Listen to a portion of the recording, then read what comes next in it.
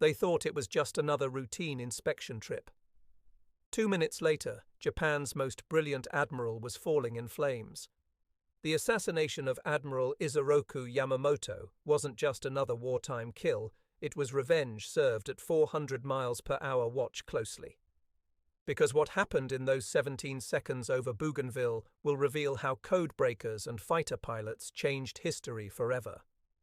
On the morning of April 18, 1943, the equatorial sun climbed above Rabaul, casting harsh shadows across the airfield, where two Mitsubishi G4M Betty bombers waited, their engines already warming. A small convoy of staff cars had just arrived, and from them emerged figures in crisp naval uniforms. At their center walked a short, stocky man with a determined gait. Admiral Isoroku Yamamoto, Commander-in-Chief of the Combined Fleet, adjusted his white gloves one final time before climbing aboard aircraft number 323. To the mechanics and ground crew bustling around the bombers, this looked like any other high-ranking inspection tour. The Admiral was known for his punctuality, for his attention to detail, for his visits to frontline units. Yet 435 miles away on a different airfield, 16 Lockheed P-38 Lightning fighters were already rolling down the runway at Henderson Field, Guadalcanal. Their pilots had studied weather patterns, ocean currents, and precise mathematical calculations through the night. What would happen next had been planned down to the second. The Japanese pilots in their escorting Zero fighters felt confident that morning they flew the same machines that had terrorized the Pacific for 18 months. The aircraft that had made them masters of the sky for over a year. American fighters had learned to flee at the sight of those distinctive rounded wings. But strapped into the cockpits of those distant lightnings were men who knew something the Japanese could never suspect. Men who had read their enemy's mail, who knew exactly when and where Admiral Yamamoto would be. They had trained for this moment, rehearsed it, visualized it. As the two Betty bombers lifted off from Rabaul, climbing slowly into the morning sky, the trap was already set. Major John Mitchell led his hunters northwest at wave-top height, invisible to radar, racing toward a precise point in space and time. What the escorting Zero pilots couldn't know was that their routine mission had already become the most hunted flight in aviation history. In exactly 2 hours and 4 minutes, their world would explode into chaos. And the man who had orchestrated Pearl Harbor, who had promised to dictate peace terms in the White House, would plummet into the jungle canopy, his war ended by pilots who weren't supposed to be there, flying a mission that officially never happened.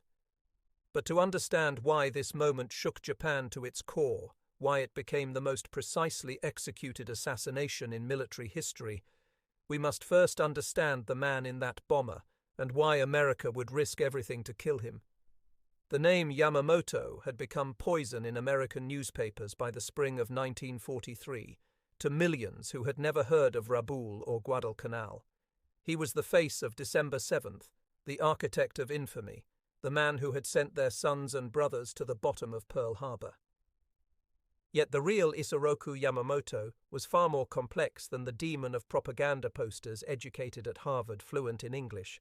A passionate poker player who could calculate odds in his head, he had spent years in America as a naval attaché, walking its streets, observing its factories, understanding its vast industrial might. He had argued against war with the United States, warned his superiors that Japan could run wild for 6 months, maybe a year. But after that, the sleeping giant would awaken. His prophecy had proven devastatingly accurate.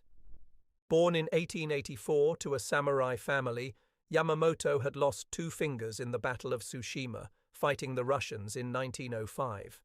The injury never slowed him. He rose through the ranks with a combination of brilliant strategic thinking and an innovator's eye for new technology. While older admirals clung to battleships, Yamamoto championed aircraft carriers. By 1939, when he assumed command of the Combined Fleet against his wishes, tensions with America were spiraling toward war. The military extremists who dominated Japanese policy wanted confrontation. Yamamoto knew it was madness, but when ordered to plan for war, he threw himself into the task with characteristic intensity. If Japan must fight, he reasoned only a massive surprise attack could buy time only by crippling the Pacific Fleet. In one devastating blow could Japan hope to secure the resources it needed to survive. The plan he conceived was audacious, unprecedented.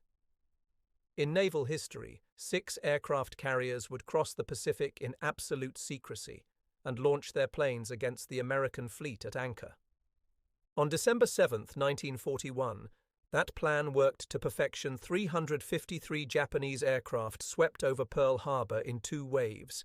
Within hours, 8 American battleships were sunk or damaged, 2,400 Americans were dead.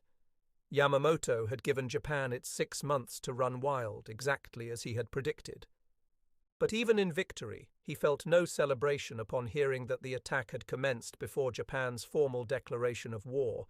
He remarked, "I fear all we have done is to awaken a sleeping giant and fill him with a terrible resolve." Across the Pacific, that terrible resolve was taking shape in a nation that had gone from peacetime to total war. Overnight, Yamamoto's name appeared in headlines from San Francisco to New York, always linked with phrases like sneak attack and day of infamy. Admiral Husband Kimmel, commander at Pearl Harbor, was vilified and removed from command, but the real American fury focused on the Japanese admiral who had planned it all. Intelligence officers began collecting every scrap of information about Yamamoto, his habits, his personality, his movements. He had made the war personal for America, and America would return the favor. By early 1943, American codebreakers had achieved something remarkable, working in basement rooms at Pearl Harbor. The team known as Station Hypo had cracked the Japanese naval code JN-25, led by Commander Joseph Rochefort, a brilliant eccentric who often worked in his bathrobe. The codebreakers could now read portions of Japanese operational messages. This was the same team that had made victory at Midway possible. Now they turned their skills to tracking the movements of senior Japanese officers waiting for an opportunity. That opportunity came on April 14, 1943, when multiple listening stations intercepted a routine administrative message. As the codebreakers worked through the night translating the numeric groups, a picture emerged. Commander Yasuji Watanabe, Yamamoto's staff officer, had transmitted the Admiral's complete itinerary for an inspection tour. The message, designated in code as NTF 131755, laid out every detail: departure times, arrival times. Even the type of aircraft, with Yamamoto scheduled to fly from Rabaul to Balale airfield near Bougainville, a distance that would take him tantalizingly close to American fighter range.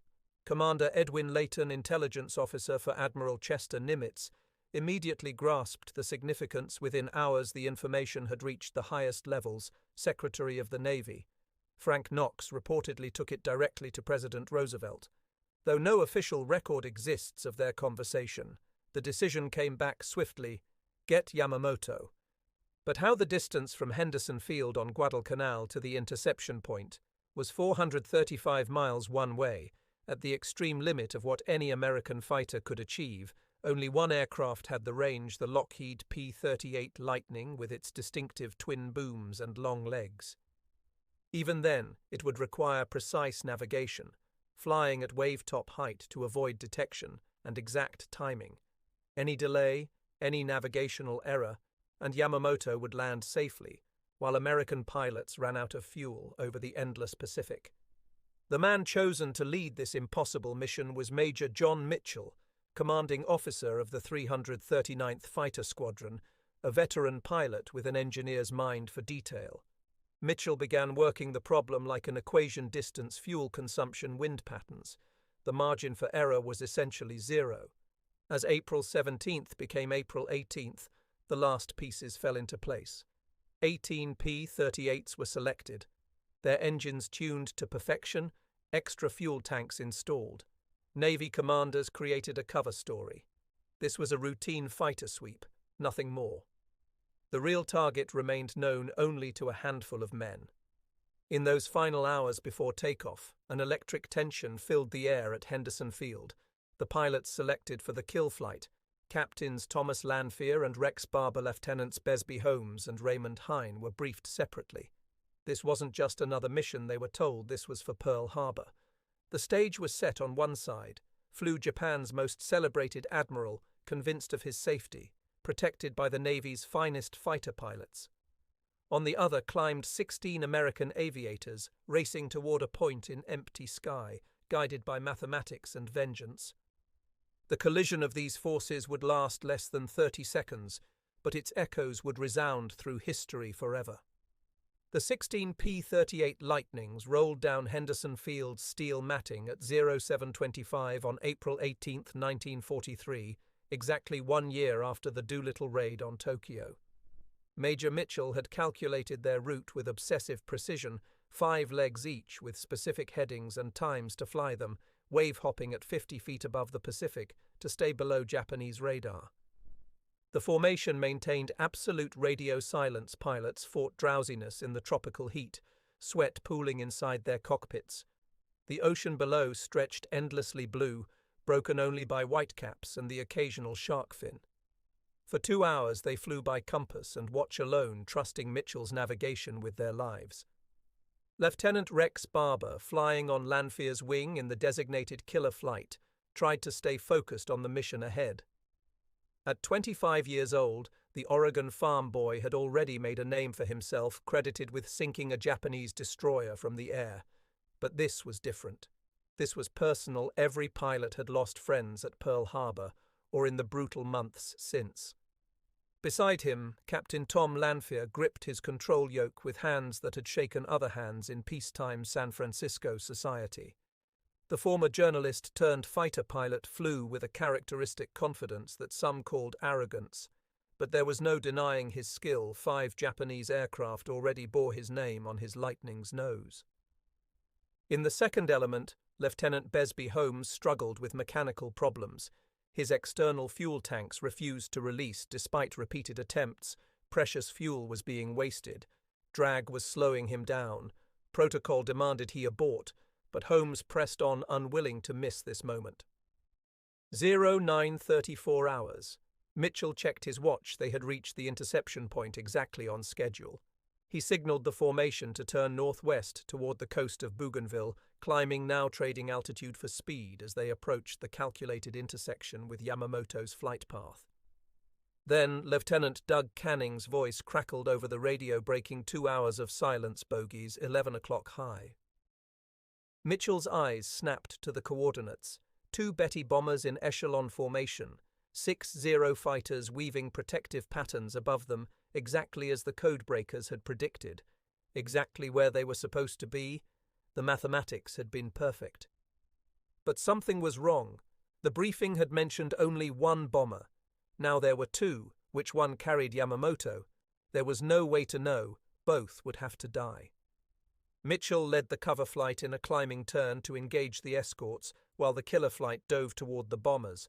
But Holmes still couldn't shed his tanks, as he rolled and yanked his fighter, trying to shake them loose. His wingman Hine had no choice but to follow, leaving only Barber and Lanphier to execute the actual attack. The Zero pilots spotted the American fighters and rolled into their dives, but they had been caught out of position, flying lazy escort patterns, never expecting danger. This far north, the first rule of air combat is altitude advantage, and the Americans had stolen it from them.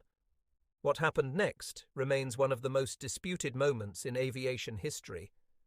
According to Lanphier, he turned head-on into the attacking Zeros, firing a burst that sent one spinning down in flames. This gave Barber the opening to pursue the bombers, but Lanphier claimed he then rolled inverted dove and came at the lead bomber from a 90-degree angle, a deflection shot that tore off its right wing. Barber told a different story. He said he dove directly after the bombers as they plunged toward the jungle canopy. Closing from behind, he opened fire at the right engine of the nearest. Betty walked his rounds across the fuselage and into the left engine. Smoke poured from both engines as the bomber rolled violently left.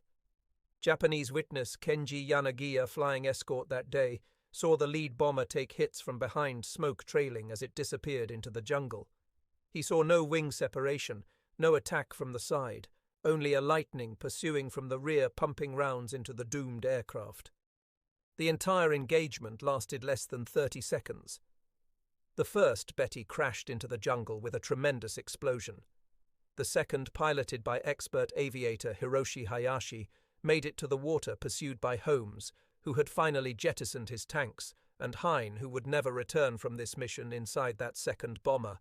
Admiral Matome Ugaki Yamamoto's chief of staff, watched in horror as his superior's aircraft disappeared in flames.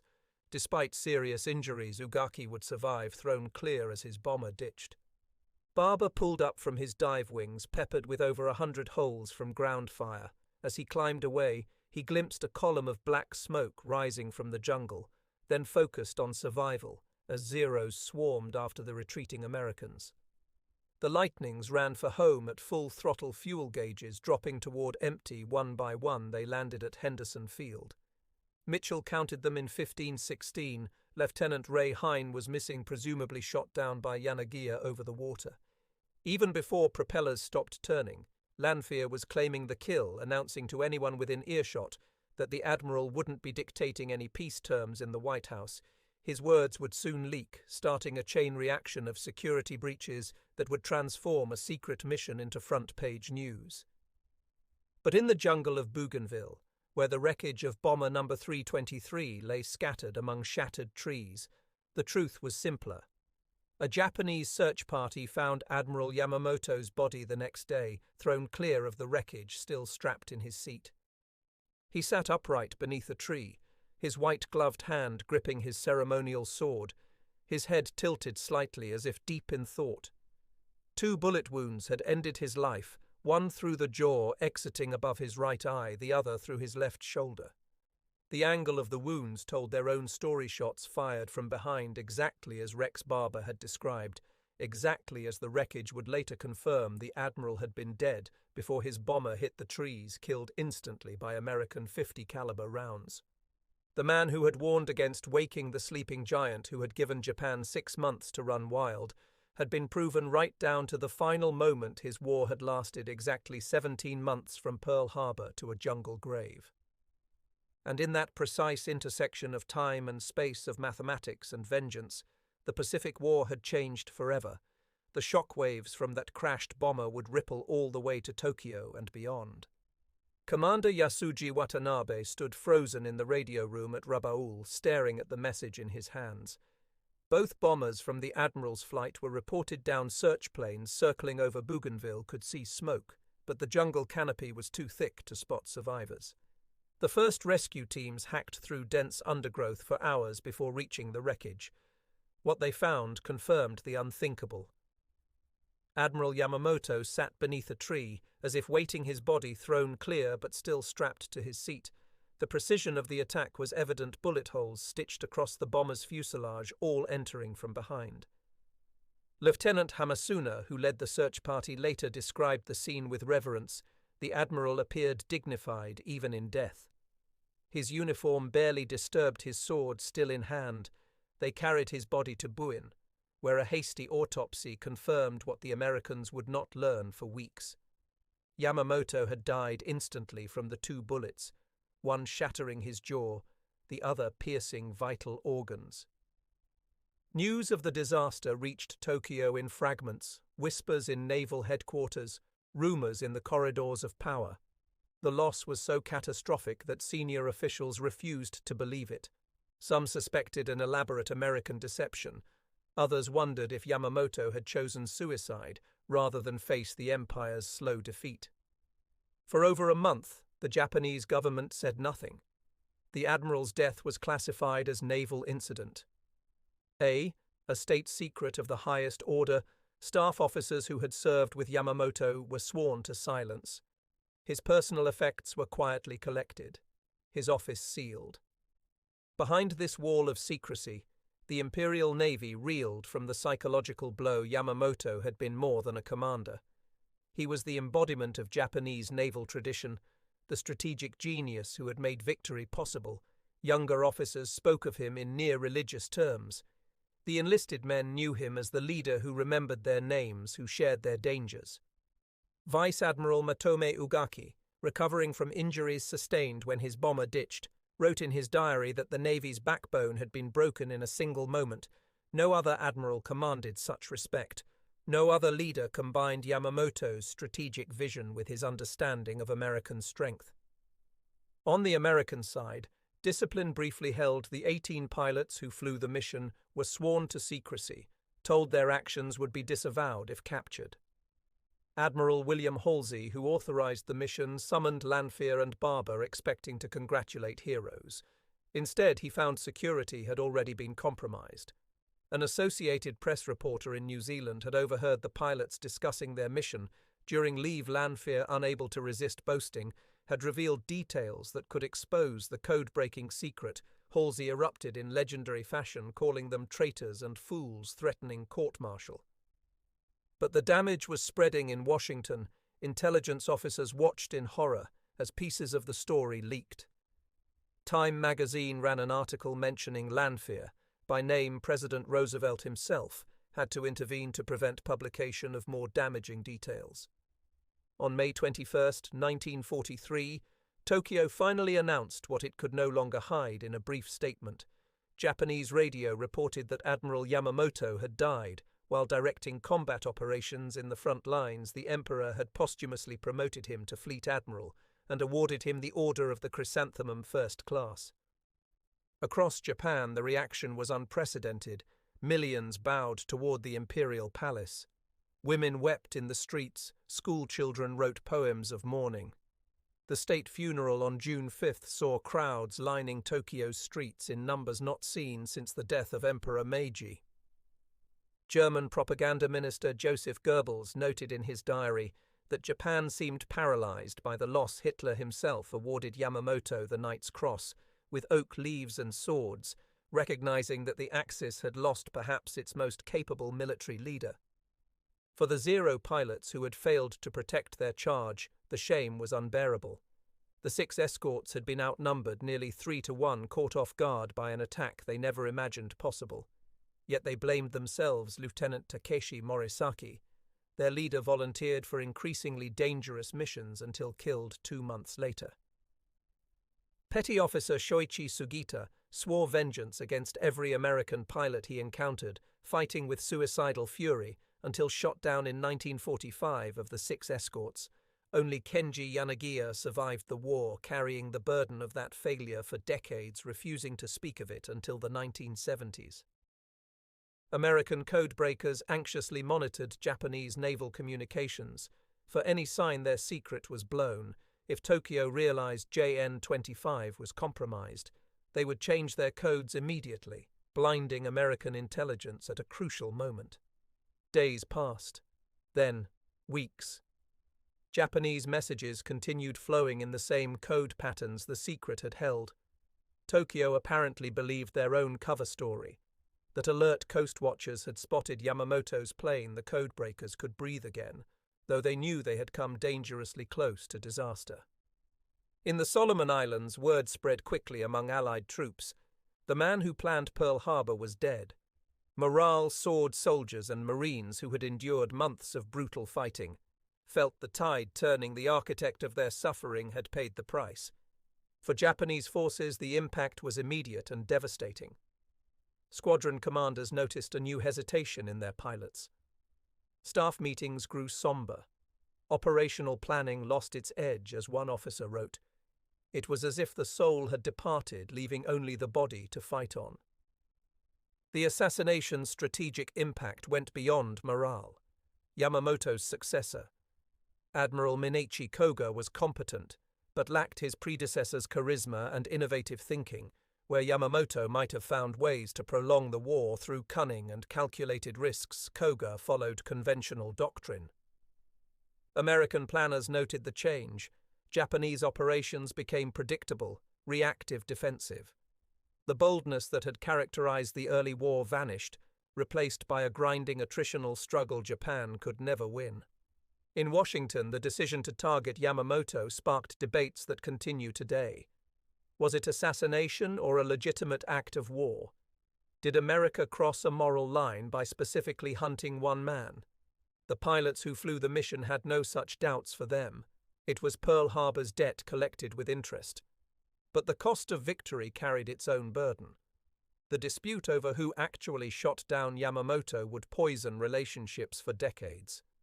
Lanphier parlayed his claimed success into political connections and media attention. Barber, quieter but insistent, maintained his version backed by the evidence. In 1991, an Air Force investigation would finally conclude what the wreckage had always shown. Rex Barber alone had shot down Yamamoto. Lanphier's zero kill was never confirmed. His story of a wing separation disproven by crash site analysis, but by then the mythology had taken hold. What remained beyond dispute was the mission's shocking precision. 18 pilots had flown 435 miles over open ocean navigated by dead reckoning alone, and intercepted 2 aircraft at exactly the predicted moment in exactly the predicted location. The margin of error had been 0.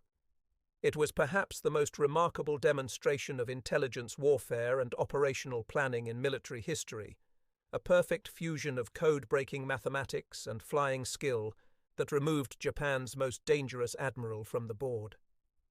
As the war ground on toward its atomic conclusion, the memory of April 18, 1943, took on almost mystical significance for both sides. Japanese officers spoke of it as the moment they knew the war was lost, when even their most brilliant leader could be plucked from the sky by an enemy who seemed to know their every move. American pilots remembered it differently for them. It was proof that skill and planning could overcome any odds that the democracy Yamamoto had studied and warned against, possessed a terrible precision when aroused, that the sleeping giant once awakened would be methodical in its vengeance. The legacy of the P-38 and the Yamamoto mission extends far beyond that April morning. In military academies around the world, the mission is studied as a masterpiece of planning and execution. Intelligence services point to it as validation of code-breaking's crucial role. Air forces examine it as the birth of precision-targeted killing. Modern drone strikes and targeted operations trace their philosophical roots to that moment when America decided one man's death could change a war, when pilots became executioners, acting on intelligence gathered from invisible electronic battlefields. The 16 Lightnings that took off from Guadalcanal had done more than kill an admiral. They had demonstrated a new kind of warfare, where information was ammunition, where mathematics could guide vengeance, where strategic leaders were no longer safe behind the lines. For Japan, the loss went deeper than strategy or morale. Yamamoto had understood America in ways his successors did not. He knew the war was unwinnable, but fought with genius. Born of desperation, his death removed not just a commander, but the last voice of realism in Japanese leadership. Those who followed would choose destruction over surrender, would send kamikaze pilots to die in the thousands, would fight to the last man on forgotten islands. Perhaps with Yamamoto's strategic mind still guiding them, a negotiated peace might have been possible. Instead, Japan would burn in atomic fire. The wreckage of bomber number 323 still lies in the Bougainville jungle, slowly being reclaimed by vegetation.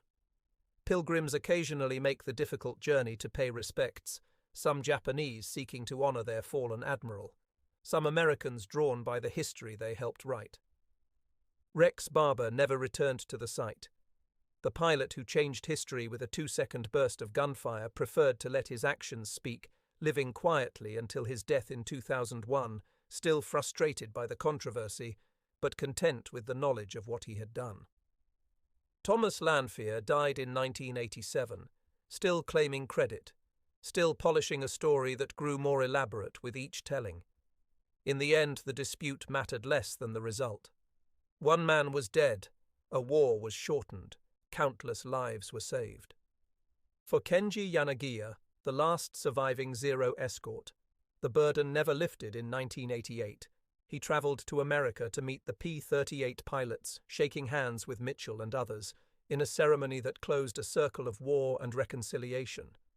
When asked about that day, he simply said, "We were samurai. They were better. Samurai."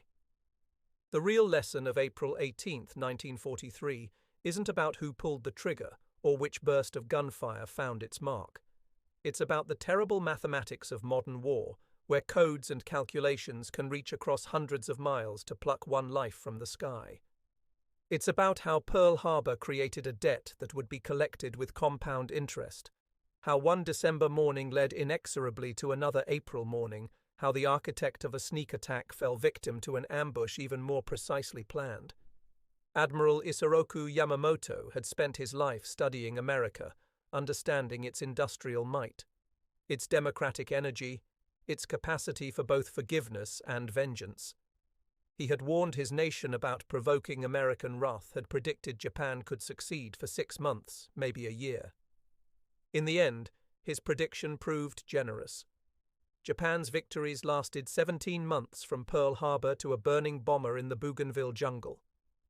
American vengeance had been calculated, counted. The days done the mathematics, and collected its debt at exactly 9:35 on a cloudless Pacific morning. The 18 P-38 Lightnings that killed Yamamoto had proven something profound in modern war information is deadlier than ammunition planning, more powerful than courage, and no one, not even the most brilliant admiral, is beyond the reach of a democracy aroused. That is the lasting meaning of those 30 seconds over Bougainville, when America's calculated vengeance fell from the sky and changed the Pacific War forever.